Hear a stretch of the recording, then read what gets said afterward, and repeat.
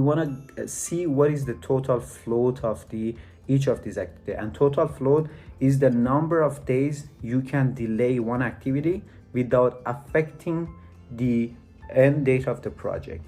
As you know, on the critical path, total float should be 0, because you cannot delay one activity on the critical path, because if you delay one activity by 1 day, all the project the date of project, the end date, gonna be delayed by 1 more day. So we're gonna just do the reverse pass and see what is the total float. So the way it works, so you put the 19 here and you say, okay, I'm gonna deduct 19 from these 19. So as you see the step 4, you do the calculation backward to obtain the total float for each activity. And total float is late finish minus early finish, or it equals to late start minus early start. So if I do this one, so I see that this is 0 or early start. So if I put 19 and I reduce 3 days for the duration of this activity H, then we get the late start of 16. And if I deduct 16 from 16, 0, 19 from 19, 0. You can do whatever you want. So I go one step backward. So right now you have to see what is the late finish of activity G and F. So you see that the numbers that is here, so you have to put 16. Okay, so that's the 16 that you have to put here. Then you have 16 for activity G and 16 for activity F. Right now, if you want to calculate the total float for activity G, this 16 minus 16, 0. If you deduct 16 minus 4, it's gonna be 12 days, which you put it here. And again, if you deduct 12 minus 12, it's gonna be 0. So as we expected, this should have the total float of 0 because it is on the critical path. But for F, we put 16, the larger number here, as you see. Then 16 minus 7 is gonna be 9.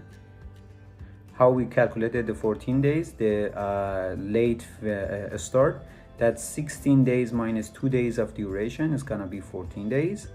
And for the total float, I mean, you can do it also like this. 14 minus 5 is gonna be 9 days. So either you deduct this one or you deduct 14 from 5. So let's go one step backward. Here, you have 12 days here, and for example, you have the late start of 12 days.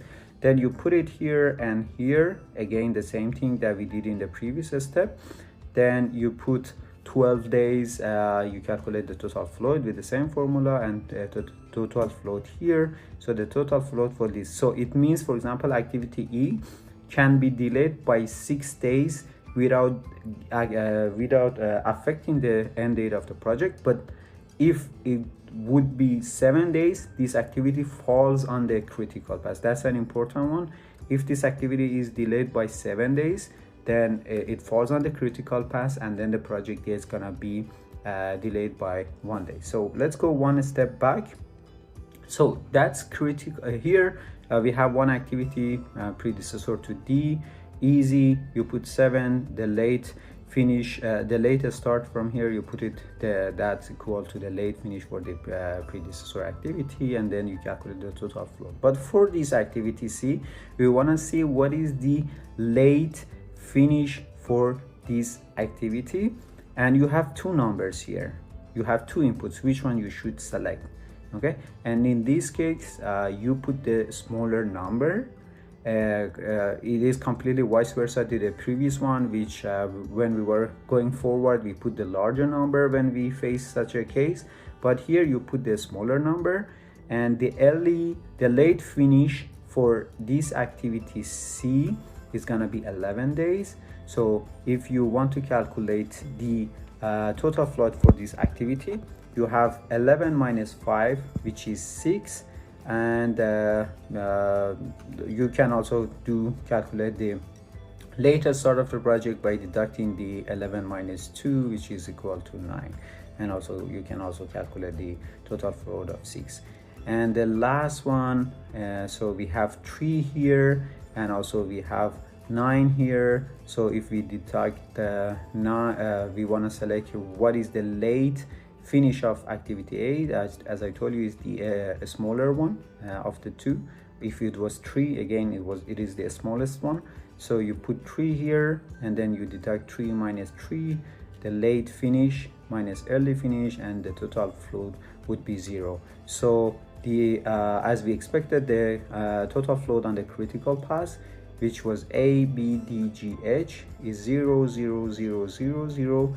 And the other 3 activities that you see here, they have total float of 6 days, 6 days, 9 days, which means, for example, if project activity F, if it has 9 days delays, it's okay, it doesn't affect the end date. But if it is more than 9 days, then definitely it's gonna affect the end date of the project. And then what happens, this activity falls on the critical path, and you have to recalculate your critical path. That's the logic. So the software works with this logic in order to schedule your project and obtain the critical path. And one more hint, it is possible one project have several critical paths, not just one. So these are the whole step. If you want to practice, I put the slide for you. You can just download it and just do the step